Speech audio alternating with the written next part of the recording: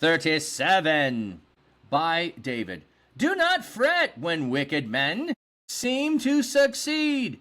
Do not envy evildoers, for they will quickly dry up like grass and wither away like plants. Trust in the Lord and do what is right. Settle in the land and maintain your integrity. Then you will take delight in the Lord, and he will answer your prayers. Commit your future to the Lord. Trust in him, and he will act on your behalf. He will vindicate you in broad daylight and publicly defend your just cause.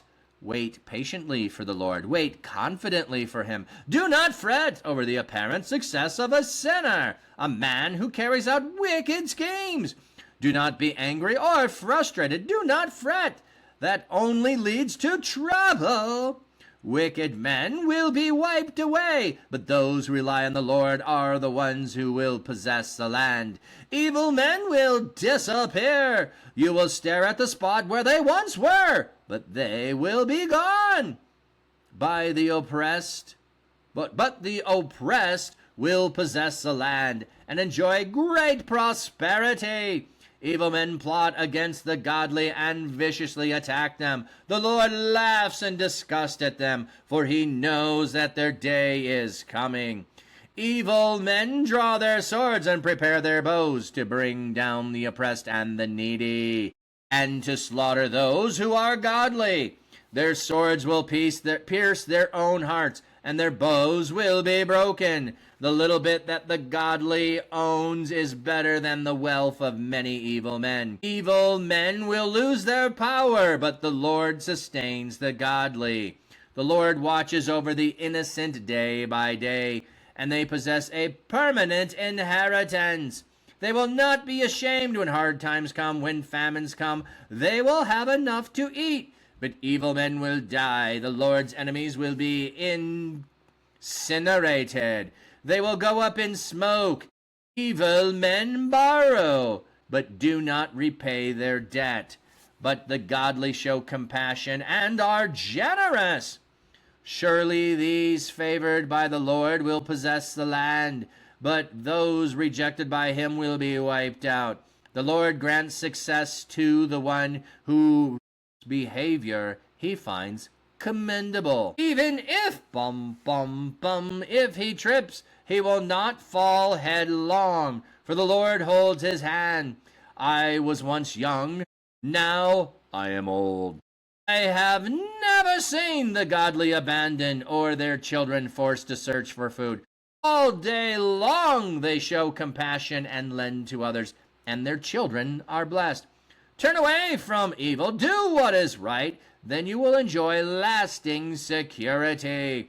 For the Lord promotes justice and never abandons his faithful followers. They are permanently secure. But the children of the wicked are wiped out. The godly will possess the land and will dwell in it permanently. The godly speak wise words and promote justice. The law of their God controls their thinking. Their feet do not slip. The wicked set an ambush for the godly and try to kill them. But the Lord does not surrender the godly or allow them to be condemned in a court of law. Rely on the Lord, obey his commands, then he will permit you to possess the land. You will see the demise of the wicked. I have seen ruthless wicked people growing in influence like a green tree grows in its native soil. But then one passes by and suddenly they have disappeared. I looked for them, but they could not be found. Take note of the one who has integrity. Observe the upright, for the one who promotes peace has a future. Sinful rebels are totally destroyed. The wicked have no future. But the Lord delivers the godly. He protects them in times of trouble. The Lord helps them and rescues them.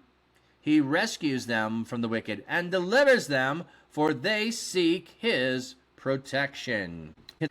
Okay, this is a pretty long psalm, but I think this is one of these, like, when your life, you don't know what to say and you don't know how to pray and you feel like it's overwhelmed, like Psalms, baby, Psalms. There's a psalm for you. You got a psalm where you're looking at the wicked seem to just keep getting away with wickedness. Well, they won't forever. Just to pick on, and then there's a passage where it talks about and their children and the. So part of, I'm just going to tip my hand to the whole thing and just summarize it in this way. There is an element at which if you are poor and then bad times come. So like we're on the precipice, a lot of people think, of economic collapse. It could be worldwide, whatever, or just recession, whatever it is. If you are getting by the skin of your teeth, by whatever thing you're doing, you know how to scrape and make ends meet.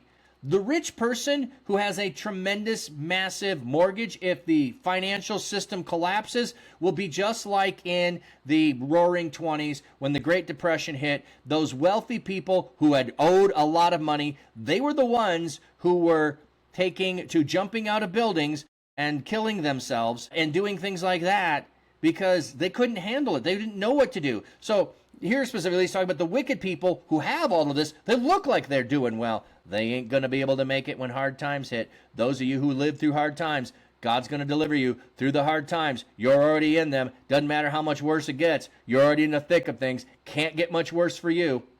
Like if you're already homeless and the economy crashes, how bad is it going to get for you? You're already homeless. You're living in a mansion up, let's just say a 30-room mansion, because I don't know, it sounds like a good number. Make it 40. Make a 40-room mansion. It's a time of testing. You're being tested by having a 40-room mansion. Yeah, we don't need that. We don't want that. If we suddenly don't have it, we're destitute. What are we going to do?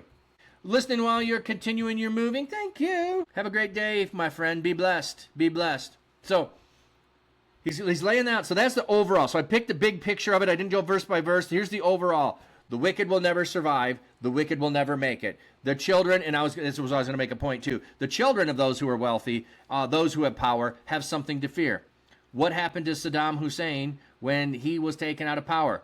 His kids had lots to fear.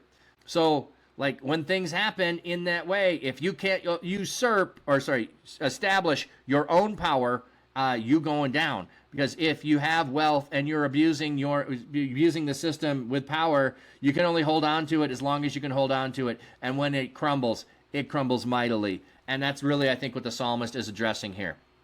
Like withering plants is what they're going to be. So don't look at them. Trust in the Lord and do what's right. Settle in the land. Maintain your integrity. See what the footnote there is. Tend integrity. It probably used here in the sense of watch over, guard.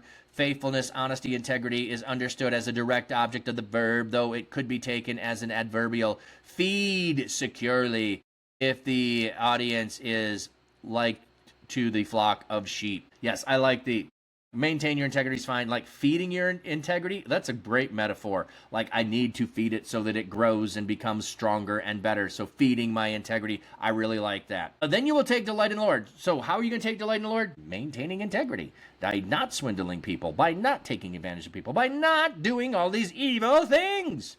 And he will answer your prayers. Oh, you know what? So what happens first? Don't just quote, then you will take delight in the Lord and he will answer your prayers. No. Maintaining integrity. Trusting in the Lord is the first thing you do. Let's go back. Trust in the Lord, do what is right, settle in the land, and maintain your integrity. I'm gonna count settle in the land and maintain integrity as the same there. So we're gonna count those as three. I'm gonna count that as one thing. So trust in the Lord, do what's right, settle in the land, maintain integrity. Then you will find delight. Then you will take delight in the Lord, and he will answer your prayers. So the results of these three things that you're doing is taking delight in God and him answering your prayers, which adds up to 5 if you work it that way. I like when it adds up to 5. Commit your future to the Lord. Trust in him, and he will act on your behalf.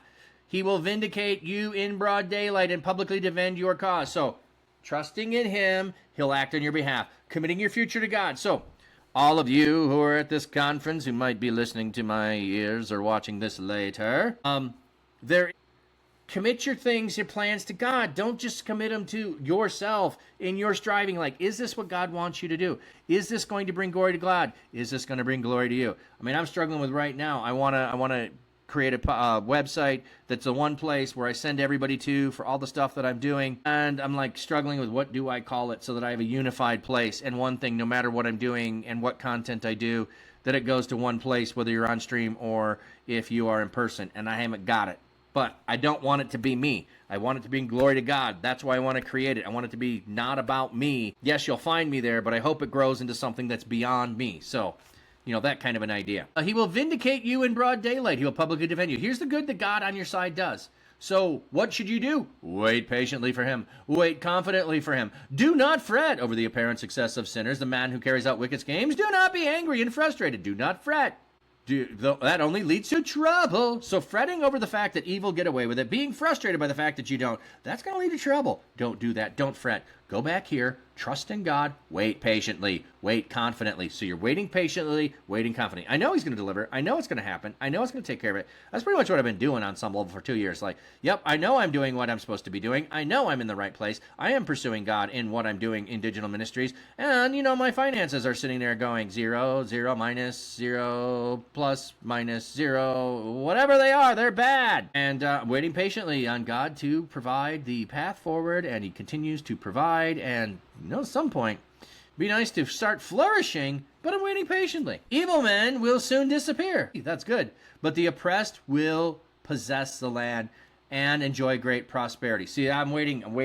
Great prosperity. I'm not looking for finances on the great prosperity, but the prosperity of it being the kingdom multiplication happening. The Lord laughs in disgust at them. Who? Those who viciously attack them. Those who evil plot against God, or against the godly.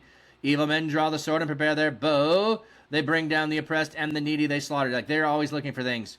And God is going to sustain the godly. The Lord watches over the innocent day by day, and they possess a permanent inheritance. It can't be taken away. And they pass a permanent... So don't be ashamed. When famine comes, you'll have enough. But evil men are going to die. Evil men borrow, but they don't repay. So, this is just on and on. The Lord grants you success today, whose behavior he finds commendable. Even if he trips and falls headlong, the Lord holds his hand. So no matter what happens to you, if you're in the Lord, if you're following him, the Lord is promoting justice. He never abandons. He's always there. Permanent security, rewording it again and again and again and again and again. So rely on the Lord, obey his commands, trust in him. The wicked are going to get theirs one day, and you, trusting in God, are not going to.